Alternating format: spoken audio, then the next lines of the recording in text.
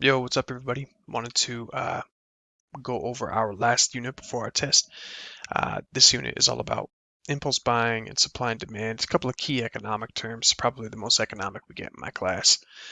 Um, so feel free to give this a listen, and then you have all of the slides available to you in the orange PowerPoint book, and you have um, additional videos if you need them.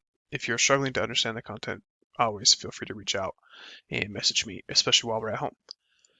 So, um, impulse buying is the first topic we're going to cover today. So, in your notes, I'd like you to take some notes on this. Go ahead and type your first word as impulse buying. So, impulse buying is us spending money without planning to do so. So, think of yourself when you are walking through the grocery store, or a gas station is probably the most common place we impulse buy, right? We purchase gas, we walk inside, maybe we have to use the restroom, and it's just loaded with crap. All the crap that looks good. So we can purchase donuts or cookies or soft drinks or hot dogs, whatever you can think of for a raised price.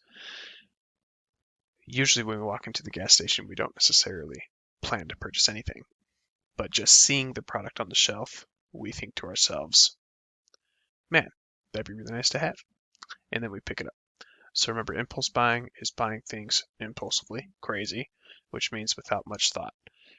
Impulse buying is almost exclusively dependent on your emotional state. So if you are feeling very, what's the word? If you're in a great mood, you might be more inclined to purchase something than if you're in a bad mood.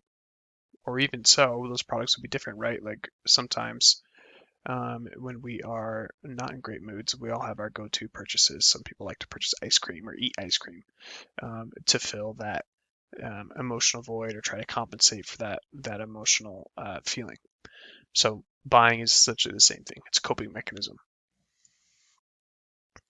So what do we impulse buy?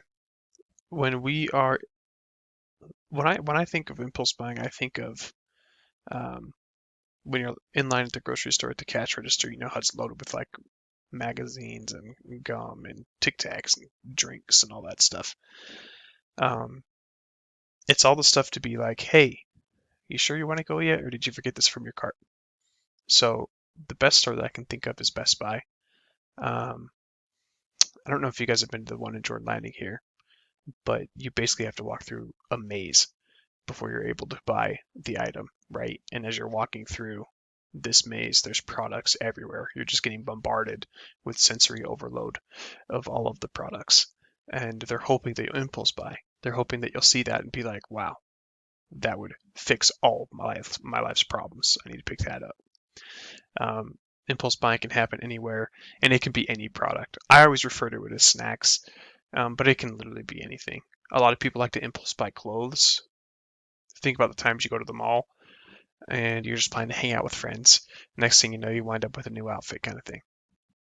You can buy impulse buy anything. Or I know some of my gamers out there. Shout out to my headset, right? No, I'm just kidding. Um, I know that we like to purchase in-game purchases like a new skin or a chest or something in Clash Royale.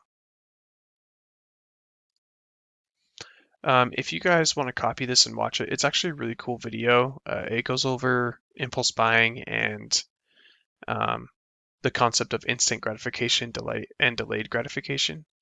Um, a really awesome study that was done. So we have four types of impulse buying from my class that we cover. We cover sensible impulse buys.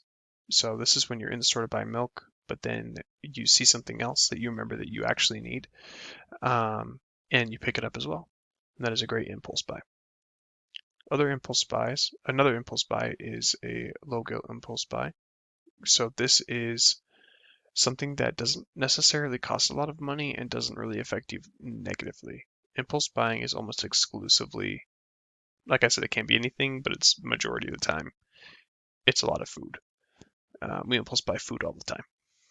So low guilt impulse buys are really affordable and typically benefit you in some type of way. So an apple would be considered a healthy snack. They're super cheap. If you pick one up, you're probably not going to feel that bad about it. But regardless, it was still an impulse buy. Impulse buys are also directly affected by sales. So whenever you have like a buy one get one free, or you have heavily discounted products, those are all impulse buys. It's basically they discount it because they need it out of the store, and hopefully they can discount enough to where you see the price and you're like, dang, I need to pick that up right now. The next one is called Boost to the Ego Impulse Buy. So this type of impulse buy is when we all try to flex on each other, essentially is what it is. So we all know we've seen said student walking around the school and they're just decked out with all crazy stuff. They got the latest pair of Yeezys, they got a Rollie on, or they got maybe they got some new diamond earrings or something. Boost to the Ego Impulse buys would all represent that. Stuff that we purchase to show our status or our wealth is a boost to the ego impulse buy. And then instant gratification are things that you get to consume. You get to consume immediately. So for example, when I download a book from Audible, the book is available to me. Bam. As soon as the transaction's done. There's no online ordering for me to ship it to my house. There's no pick it up in store. It's just there. I have it immediately. Okay. And that's what instant gratification is. Instant gratification says, we'll go over this term again a little bit later, but it's basically taking whatever's in front of you and disregarding the growth or the benefit or opportunities that you might see in the future. So impulse buying is affected, like I already said, by our emotions, heavily affected by our attitudes, our habits, and our values. So as all of these variables are working together to form the current state that we are in, they lead our behavior towards how we purchase items. So let's see if I can think of a great example for you off the top of my head.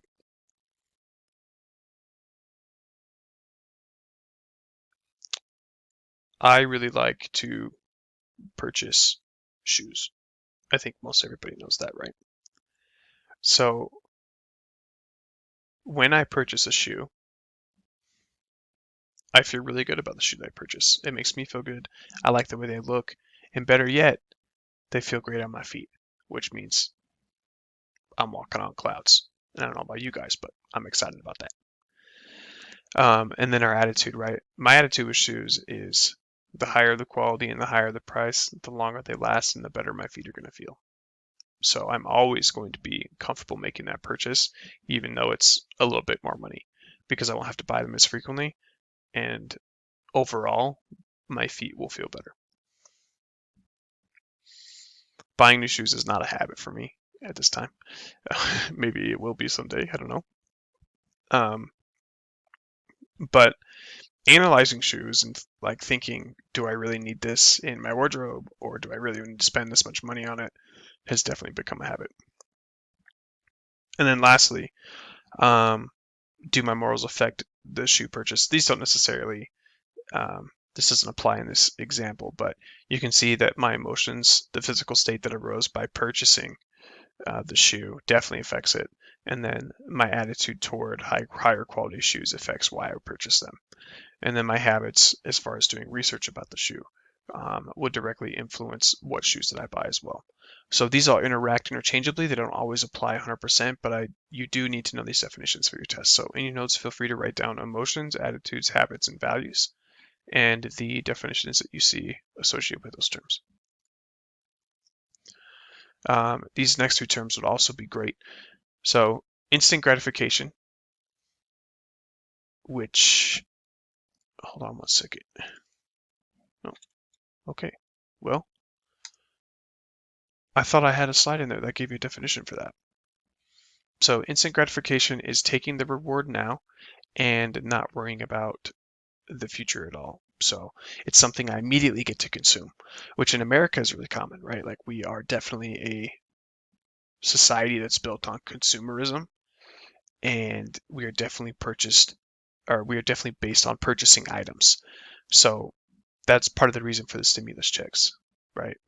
The stimulus checks feed our economy because people are now buying items, and our economy is essentially based completely, not completely, but a large majority of it is based on people buying things. If people aren't purchasing, economy stops, right? There's no exchange of money.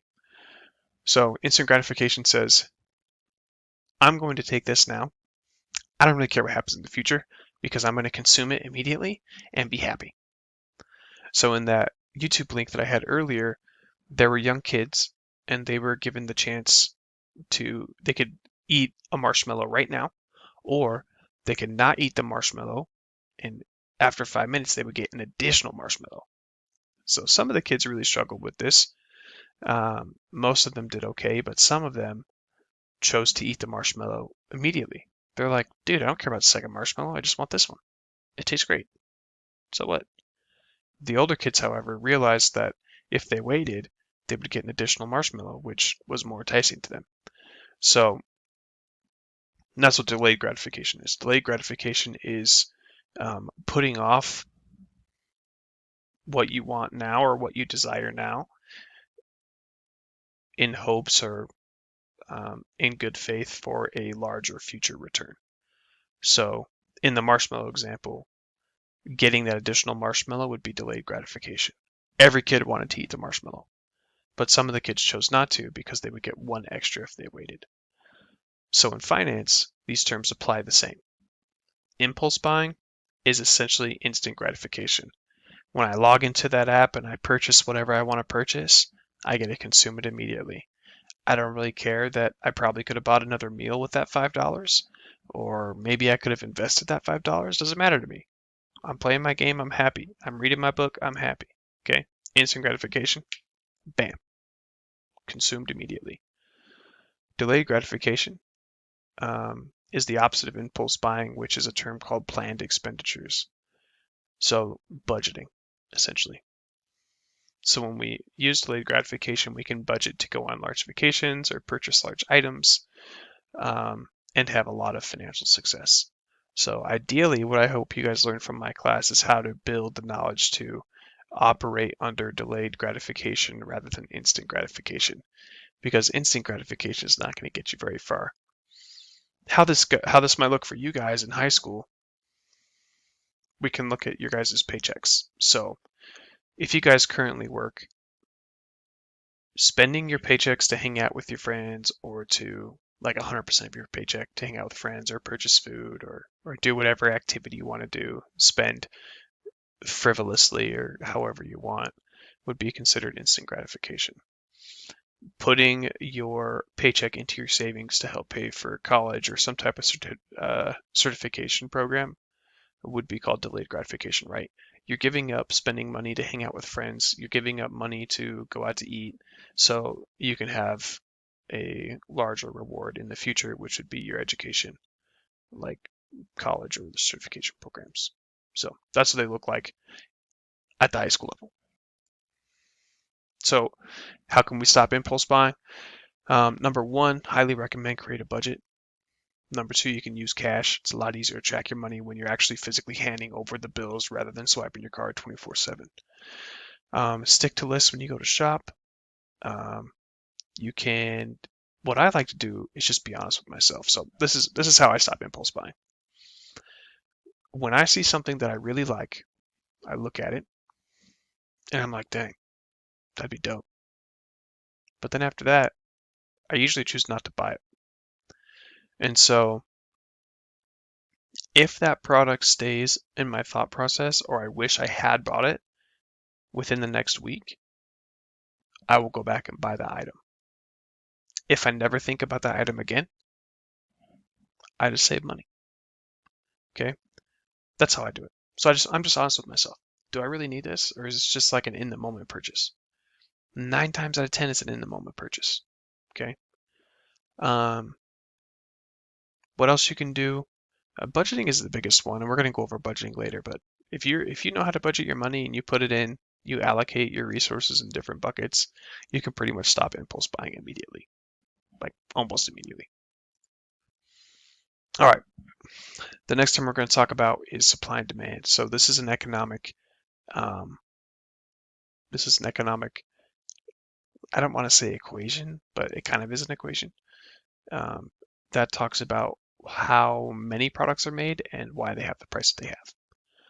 So we're going to go over a couple of terms. There's a lot in this, and I know it's confusing. So please watch the link that I posted for the supply and demand help. Okay. So demand represents how often people want to buy it and at what price. Let's talk about the X and Y axis first. So the X axis is quantity. This represents the number of items that people want to buy.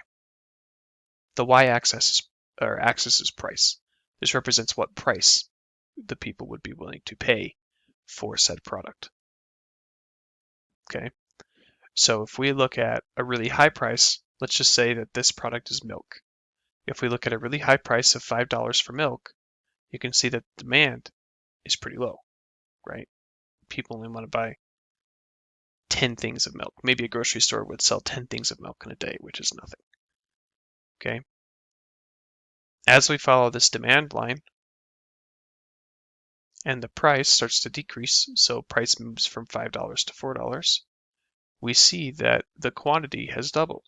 People are wanting to purchase more milk at a cheaper price, which makes sense, right? As price continues to decrease and we move down this line, you can see that the quantity demanded continues to increase. The cheaper the product is, the more that people want to buy it, is what this theory is stating right here, this demand line. That makes sense, right? Like we always want to buy products when they're cheap. I don't want to overpay for something. I always want to get the most bang for my buck. And the only way for me to guarantee that I do that is to establish a price that works for me. I don't know about you guys, but I'm not buying milk at $5. We could even do gas. Let's talk about gas. I'm not buying a gallon of gas for $5. It's not gonna happen. Sometimes I have to buy it at $4 because that's the only price available, but dang, that's still a lot of money. So demand represents the consumer. What do they want to, how many do they want to buy, and what do they want to spend? Supply, the other line, you can see these cross. Supply represents the business. So the business's goal in the transaction is to make as much money as they can. So when the price is low at $1, the business doesn't really want to be selling any products at that price.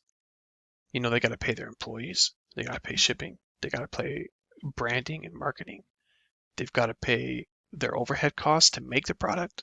It just gets really expensive. Okay, so everybody has a target price, and if that price is too low, the business will lose money to make the product. So when price is low, businesses don't want to sell very many. And you can see there's a big disparity between the people, which was represented on the demand line, and the businesses that are represented on the supply line. So business's job is to make the most bang for their buck, right? They want to sell and make a lot of money, but they also want to give people a good price because if they charge too much, people won't want to buy it. So let's take a look. These lines interact together. Okay, even though I'm talking about them separately, they interact together. As price begins to increase, we can see that the demand line is inverse. So people are wanting to buy less as price gets higher. The business is wanting to produce more as price gets higher because that means that they make more money. So all the way up here on the supply line, which says $5, let's go back to our example of milk.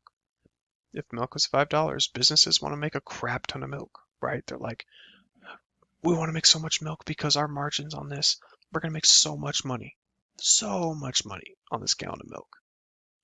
And the people are like, yo, at $5, I don't want to buy any milk. That is way too expensive for that. Okay, we can see this represented by the 10 in the quantity for demand. Remember, demand represents people. And businesses on the quantity, supply represents the business. They obviously want to make 60 milks. Of course they want to make 60 milks, right? To try and make a lot of money. So like I said, the goal is to find where these lines intersect. Where these lines cross is called the equilibrium point. This is where business and the consumer are able to agree on a price. So if I can make the product for the right price, and I can guarantee that I have a certain amount of buyers, and I'm going to sell a certain amount of product, I'm always going to charge that price, right? It's a safe price. So where those meet is called equilibrium. Now this is what's interesting. Below the equilibrium line is called a shortage. That means that people are wanting to purchase more of the product than businesses are able to supply. So a great example is the Nintendo Switch. You guys remember last year when it had to be in April, right as COVID started, the Nintendo Switch was basically out of production. Everybody bought them all up, but now that everybody was home, everybody wanted to buy one with their stimulus checks, but they couldn't be found anywhere in stores, right? You could find the light versions, but we're talking like the actual version, the regular version. So people wanted to buy a ton of it, but there was a massive shortage. And this wasn't because Nintendo didn't like the price. They literally just could not support the demand for it. Like people wanted to buy so many Nintendo Switches that Nintendo's production could not keep up with how many people wanted to buy, even though the price was pretty much at equilibrium. So what happens when there's a shortage of a product? You just don't see it on the shelf. So the business either has to reduce their overhead cost by firing employees or reducing their pay, or they have to revise their supply chain, like the people that they get all of the products from. On the opposite of that is called surplus. A surplus is when the company makes too much of a product and the people don't want to buy it. So we actually see surpluses all the time. We see surpluses all the time because what usually happens is the products go on sale, right? You 20% off, 30% off, 40%, 50% off, whatever percent you want to pick. Whatever that percent is most likely because they have the surplus of that product. So that means that the business made more than the people wanted to buy, and now they just need to make their money back. So they've decreased the price. And when price decreases, our demand line shows us that people want to buy a ton. So a couple of key terms I need you guys to know from this slide. I know supply and demand is pretty tricky, so please feel free to message me if you guys have any questions or watch the additional video that I tagged. The demand line represents the consumer. The demand line states the cheaper the price, the more the consumer, us, wants to buy. That's the first thing you need to write in your notes. Supply. Supply represents business. The higher the price, the more the business wants to make. That's pretty simple, right? The higher the price, the more money they make. Equilibrium. This is the point where supply and demand intersect, meaning that the business and the consumer have agreed on an appropriate price, that consumers are willing to purchase the item, and businesses are willing to make the item. And that is where everybody wants to be. A shortage is when businesses cannot keep up with the production. They did not produce enough, or they sold the product too cheap, and so it's off the shelf. Can't find it anywhere. And surplus is the opposite of that, where a business has made too much of a product, so now it's on sale and they need to sell it. I know that was a lot of terms, but that's pretty much what we are going to go over in the last unit on the test. So feel free to search up anything you need on Google. I will be available to help you, and we'll go from there. All right, guys.